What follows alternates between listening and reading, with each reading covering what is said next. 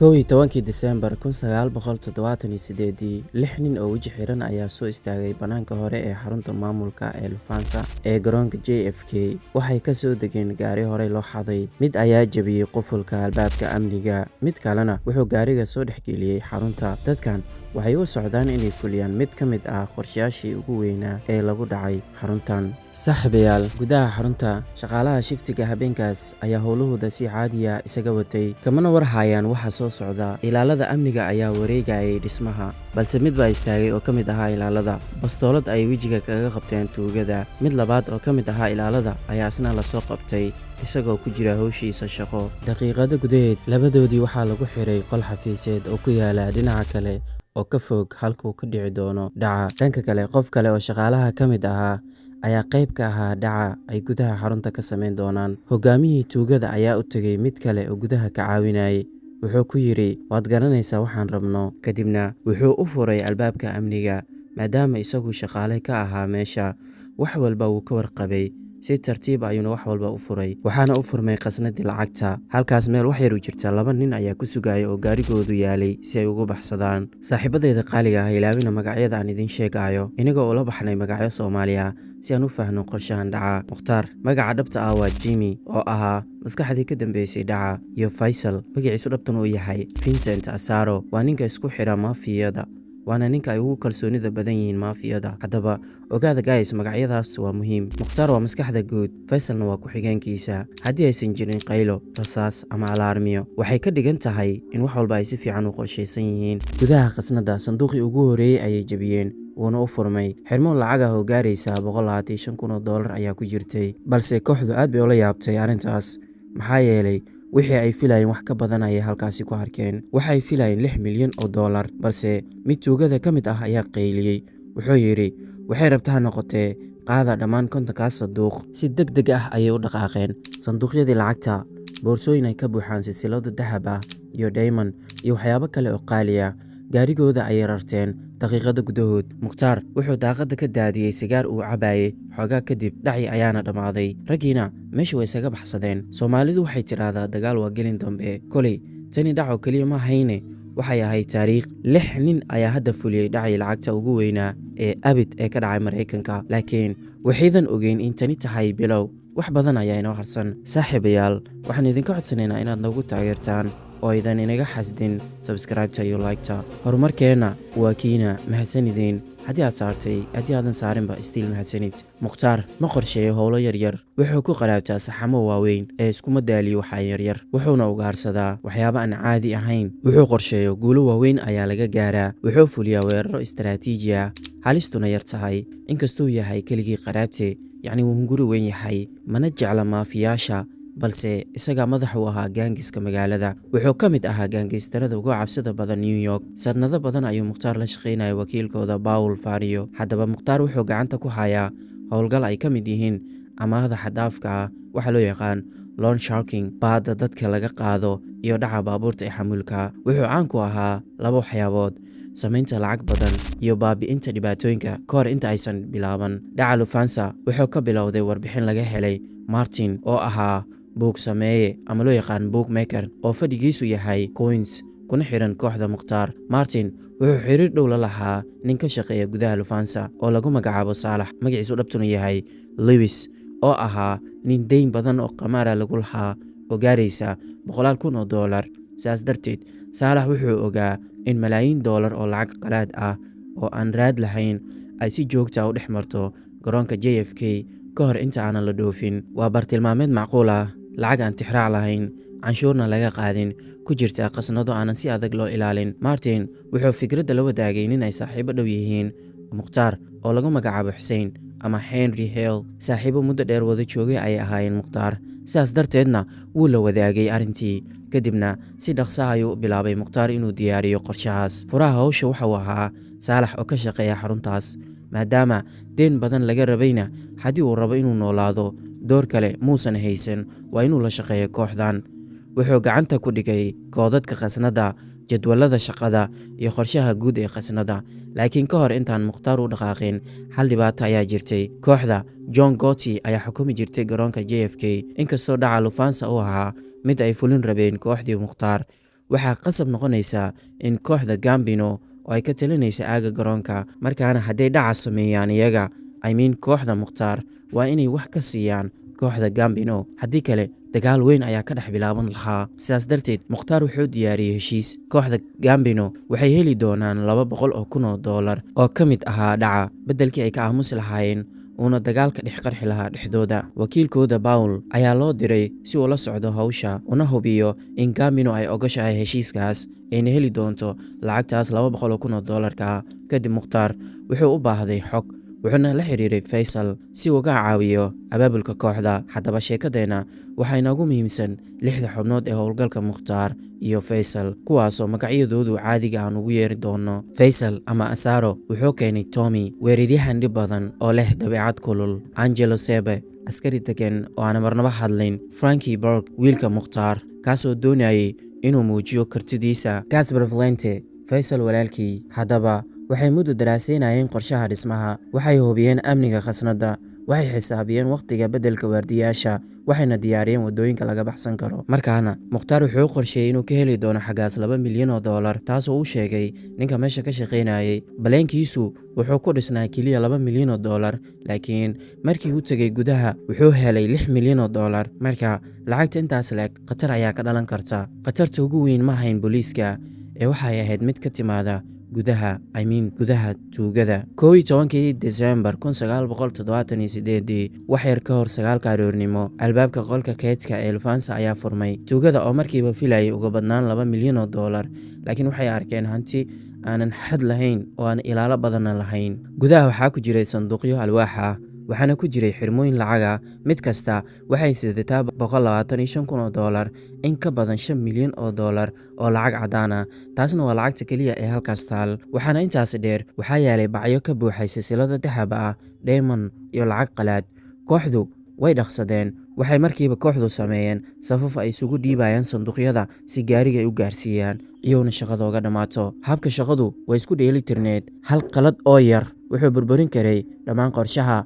shaqaalaha ayaa si hagaagsan shaqadoodii u watay, iyaga oo hadlayna. kormeeruhuna wuxuu si aan la xakameyn karin ula socday habka shaqada. mid ka mid ah sanduuqyadii ayaa dhulka ku dhacay, balse waqti ay ku ururiyaan uma haysan, way isaga carareen. bannaanka terminaalka, nin ka shaqeeya qaybta rarka ayaa arkay 2 nin oo aan wejigoodu u xirnayn oo dhex fadhiya gaari madow ah oo yaal bartamaha rarka. markuu soo dhawaaday ayuu istaagay. ninkii ka shaqaynaya qaybta rarka ee gaariga wuxuu ku soo wareegay gaariga isagoona ka shakisan, lana yaaban siduu gaariga ku soo galay. waana gaarigii tuugada, balse ka hor intuusan cararin ninka uuna qaylin, madaxa ay bastoolad kaga dhufteen, waxayna u geeyeen kooxdii kale isagoo suuxsan. sanduuqyadii ugu dambeeyey ayay rareen. in ka yar 30 daqiiqo, kooxdii waxay si buuxda u qaadeen lacagtii qolkii keydka. hal sanduuq laguma reebin aanan ahayn mid jabay oo dhulka ku dhacay, lacagtiisuna kala daadatay. ogow, xabadna lama ridin, xitaa alaarmi ma qaylin. dhammaan tuugadu waxay filayeen in booliisku ay isla markiiba yimaadaan, waxayna u diyaargaroobeen carar degdeg ah iyo dabagal. laakiin habeenkaas waxba ma dhicin, caadi ayuu ahaa jawiga. Mukhtaar iyo raggiisuna way baxsadeen. 11 Diseembar waxaa loo aqoonsaday inuu ahaa maalinta dhaca ugu weyn ee taariikhda dalka ka dhacay, waxaana ka dhacay New York. intii u dhaxaysay $3 ilaa $5 milyan oo lacag cadaan ah iyo hanti kale ayaa laga qaatay xarunta rarka ee Lufthansa ee garoonka JFK. ciidamada ammaankuna waxay yiraahdeen dhacani waxa uu ahaa mid si heer sare loo qorsheeyey oo loo fuliyey hab geesinimo leh, waxaana suuragal ah in qof gudaha ku jiray uu ka saaciday hawshan. markuu waagu bariyey, qorshihii dhaca ayaa ku faafay warbaahinta. wariyaashu waxay saadaalinayeen sida kooxdan ay ugu suura gashay inay gudaha iyo dibaddaba uga baxaan garoonka caalamiga ah iyagoonan la arag. FBI-du waxay gacanta ku haysay dad ay ku tuhmaysay inay qayb ka ahaayeen dhaca, laakiin wax caddayn ah looma hayn, lamana xirin. sidaas ayuuna ku dhammaaday qorshihii weynaa. laakiin Mukhtaar wuxuu lahaa hal hadaf. hadafkiisa ugu weyna wuxuu ahaa inaanan raad la reebin. sidaas darteedna, maadaama dhici u dhammaaday, waxaa loo baahnaa lacagta in dib loo arkin. waa in lacagta iyo shakhsiyaadkuba ay badbaadaan. dabcan qorshaha hadda waa badbaado. aniguna hal hadaf ayaan leenahay, waa inaan kuu soo gudbino muuqaalo xiiso leh kuna salaysan xaqiiqada. adiguna hal hadaf yeelo, kaasoo ah inaad like saarto muuqaalka. toddobaad kadib dhacii Lufthansa wuxuu ahaa warbixinta ugu weyn ee waddanka. FBI-du waxay soo buux dhaafiyeen garoonka JFK, waxayna wareysanayeen shaqaalaha, waxay baarayeen caddeymo, waxayna daawanayeen muuqaalada amniga. laakiin tuugadu way feejignaayeen. mana jirin faro, ma jirin alaarmiyo, mana jirin tixraacyo gaar ah. baaritaankii ugu horeeyey wuxuu dhacay 2 maalmood kadib. booliiska NYPD-da waxay heleen gaari midabkiisu madow yahay oo si sharci darraa waddada u yaalay. waxay hubiyeen nambarkiisa, waxayna ogaadeen inuu ahaa gaari la xaday oo in muddo ah la raadinayay gudihiisa. gaarigu nadiif ayuu ahaa, laakiin kooxda forensicsku waxay heleen faro. markii la marsiiyey nidaamka baaritaanka, waxaa laga helay qof farihiisa oo ahaa Barnell Starks Edwards. Starks wuxuu horey ula shaqeeyey Mukhtaar, isagoo ka mid ahaa tuugada xaday gaadiidka, wuxuuna garanayay sida loo jabsado gawaarida. laakiin waxay ahayd in la taxadaro, caddeymahana la ilaaliyo. laakiin qalad ayuu sameeyey, farihiisa ayaana laga helay gaariga. FBI-du marka ay heshay farihiisa, waxay toos Edward ugu tuhmeen inuu ka mid yahay kooxda Mukhtaar. 3 maalmood dhaca kadib, baarayaashu waxay si toosa ugu foorariyeen kiiska dhaca Mukhtaar, waxayna aadeen baar khamri uu lahaa Mukhtaar. halkaas ayayna caan ku ahaayeen kooxda Mukhtaar inay mar walba ku kulmaan. waxay sameecado ku xireen taleefanka baarka, waxayna kala socdeen kor iyaga oo tixraacaya dhaqdhaqaaqyadooda. balse waxay heleen Angelo Seb, waxaana laga duubay cod isagoo qof kale uga waramaya boorsooyin iyo bacda Lufthansa laga dhacay. wuxuu yidhi isagoo taleefanka kula hadlaya, waxaan rabaa inaan arko halka lacagtu taal. ma aysan helin caddeyn ku filan, maxaa yeelay kuma dhawaaqin tilmaan iyo wax gaar ah. laakiin hal shay ayay fahmeen FBI-du, waa in kooxda Mukhtaar ay ku lug lahaayeen kiiskan. FBI-du waxay u baahneed oo keliya hal qof oo caddeeya, balse Mukhtaar kama walwalsana. FBI-du wuxuu ka walwalsanaa raggiisa, maadaama lacagta ay dhaceen ay aad u badnayd, taasoo keentay in la feejignaado iyo cadaadis badan oo kooxda ah. lacag kuma wada heshiin karaan dadku, sidaas darteed wuxuu ogaa in qof ka mid ah kooxda wax khasi doono. markaas ayuu go'aansaday inuu is-ilaaliyo oo feejignaado. markaa ayuu yidhi, lama reebo cid wax og. daawade, hadalkaas muxuu kula noqon karaa? oo Mukhtaar ku yidhi, anyway, qofka ugu horeeyey ee laga dilo kooxda wuxuu ahaa Edwards wuxuu ku guuldareystay inuu baabuurka la qorsheeyey in la burburiyo uu ka gaabiyey. taasina waxay keentay in FBI-du raadraac ku furto baabuurkii, waxayna bilaabeen inay helaan xog muhiim ah ku saabsan dhacdada. markaa kadib, Mukhtaar ayaa go'aansaday in la dilo Edward si uu iskaga ilaaliyo wax walba oo xiriir la leh caddeynta. wuxuu noqday qofka ugu horeeyey ee laga takhaluso habkan. waa sidii ay u dileen saaxiibkood asbuuc kadib dhacooda, Tommy Desmond iyo Angelo Seb, oo aan marnaba nixin kana mid ahaa kooxda. waxay arkeen Edwards isagoo ku dhumaaleysanaya guri. wuxuu helay waqti aad u yar uu kaga faahfaahiyo wixii dhacay ka hor inta aysan madaxa 5 xabadood oo rasaasa kaga dhufan. dhibaatada ugu weyn ee Mukhtaar haysatay waxay ahayd lacagta la helay. wuxuu qorsheynayay $2 milyan, balse waxay heleen $6 milyan. lacagtu aad bay u badneed, rag badanna waxay filayeen inay qaybtooda helaan. kooxdii waxay bilaabeen dabaaldeg, iyagoo oo filayay in maalmo gudahood ay lacagtooda heli doonaan.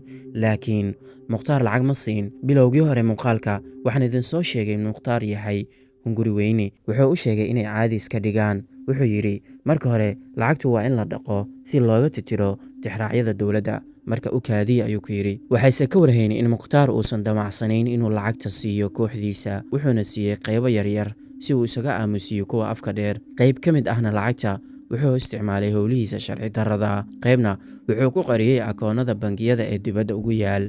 qaybta kalena wuxuu u dhiibay dadka lacagta dhaqayaasha ee lagu kalsoon yahay. kadibna waxay bilaabeen dililka qorshaysan. Krugman, Eaton, Carbomanci iyo Mark Mohan dhammaantood waa la dilay. xitaa Paul oo ahaa nin u shaqeeya qoyska Gambino isna ma badbaadin. Mukhtaar ma ahayn qorshihiisa inuu bixiyo $200,000 oo ay Gambino kula heshiiyeen. markii Paul bilaabay inuu lacagta dalbado, waxaa la helay midkiisa isagoona lagu tuuray goob qashinka lagu shubo. dabayaaqadii 1979, inta badan dadkii ku lugta lahaa dhici Lufthansa way dhinteen ama qaarkood waa la waayey. FBI-du waxay haysteen tuhunno, waxay haysteen magaca Jimmy Burke ama Mukhtaar, waxayna haysteen meydadka laga helay guud ahaan New York, laakiin markhaati la'aan wax dacwad ah kama taal. Mukhtaar wuxuu qabtay wax dad badan u arkayeen mid aan suurtagal ahayn. muddo yar waxay u muuqatay inuu guuldareystay, laakiin waxa uusan xakamayn karin Mukhtaar waa waqtigii kasii dhammaanayay. sanado badan, Paul Vario oo ahaa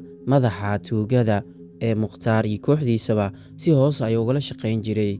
wuxuu mamnuucay in raggiisu ku lug yeeshaan daroogada, laakiin lacagtu way badneed balse khatar ay ahayd. daroogadana waxay keentay in dowladdu soo farageliso, waxayna arrintaasi keentay dad dhar cad ah oo xogsiyaal dowladda ah in lagu soo daro kooxda. laakiin Mukhtaar wuu iska indhatiray, wuxuuna arkay faa'iidada mashruuca, wuxuuna doonayay inuu galo.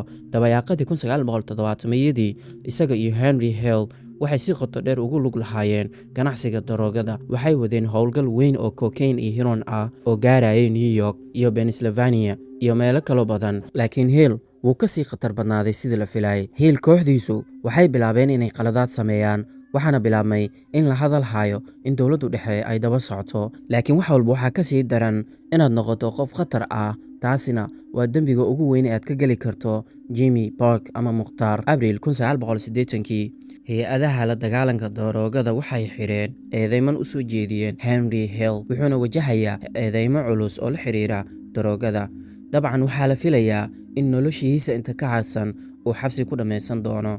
dhibaatada laakiin waxay tahay Mukhtaar baa aad wuxuuga cabsi qabay FBI-da, sidaasi darteedna wuxuu go'aansaday haddii Hale la soo daayo inuu nafta dhaafiyo. laakiin ka hor inta aysan taasi dhicin, FBI-du waxay Hale siiyeen fursad oo 2 doorasho ah. waxay ahaayeen kuwa fudud: la shaqee dowladda, kadibna waxaan kuu khafiifinaynaa xukunka, ama la mid noqo kuwii kale ee meedadkooda la waayay. Hale wuxuu qaatay fursadda ah inuu la shaqeeyo dowladda. markaa wuxuu bilaabay inuu kala hadlo booliiska iyo FBI-da siday wax u dhaceen.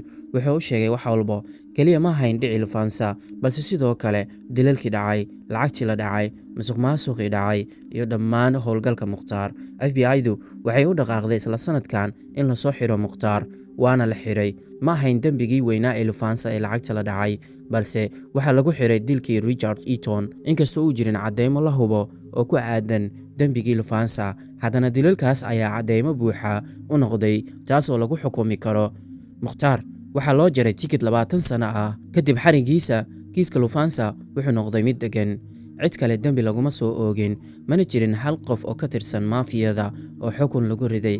keliya qofka la xukumay waxa uu ahaa Lewis Werner oo ahaa shaqaalihii Lufthansa ee bixiyey xogta gudaha ee kooxdu ku dhacday lacagta. waxaana la xiray 4 bilood kadib dhaca, waxaana lagu xukumay 15 sano oo xabsi ah. intaa kadibna cid kale laguma helin dembigaas. sanado badan kadibna waxaa si rasmi ah loo aasay kiiska. laakiin sanadii 2014 si lama filaan ah Faisal Asaro loo xiray. waxaa dabcan la baxshay sir uu hayo qof kale oo ka mid ahaa qaraabadiisa, kaasoo go'aansaday inuu afka furto kadib sanadooyin badan oo laga aamusnaa arrintan. isaga ayaana dowladdu siiyey macluumaad, inkastoo markhaatiyaal laga helay, cadeymana laga helay, waxaana la isku dayay in la xukumo. haddana Asaro wuxuu xabsiga ka baxay isagoo xor ah sanadii 2015, laakiin mid aan waxba ka bedelaynin xaqiiqda. dadka ku lugta lahaa dhacaas midna wuu dhintay, midna waa la xiray, qaarna way gaboobeen. hase yeeshee maskaxdii ka dambeysay dhaca oo ahaa Mukhtaar xor ma noqon. waxaa lagu xukumay 20 sano xabsi ah oo ku saabsan dilkii Richard Eaton, laakiin dowladdu waxay weli sii waday eedeymaha kale intii uu xabsiga ku jiray. waxaana lagu soo oogay dacwado kale oo dilal ah, laakiin sanadii 1996 macno weyn ma yeelan.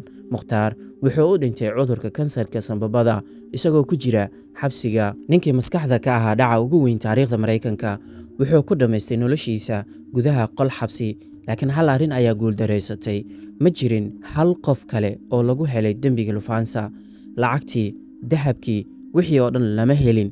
$1 xitaa dib looma helin. waxay ahayd dhacdadii ugu weyneyd ee taariikhda.